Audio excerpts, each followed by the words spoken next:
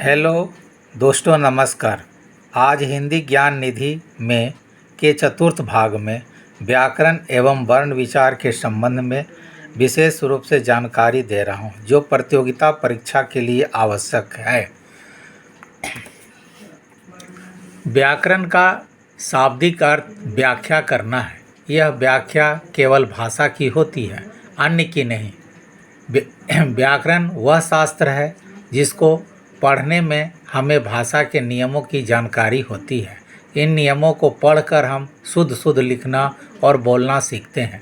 हिंदी व्याकरण के जनक श्री दामोदर पंडित जी को कहा जाता है।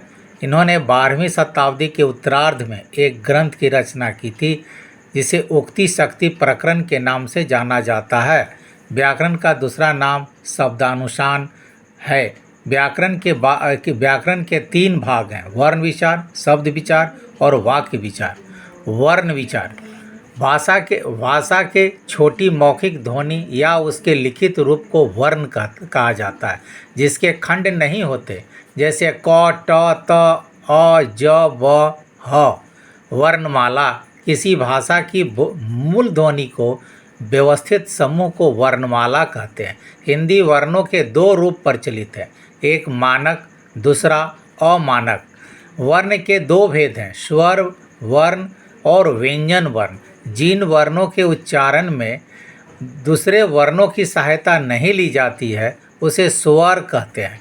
हिंदी में कुल 11 स्वर हैं: अ, आ, ई, उ, री, ए, ऐ, ओ।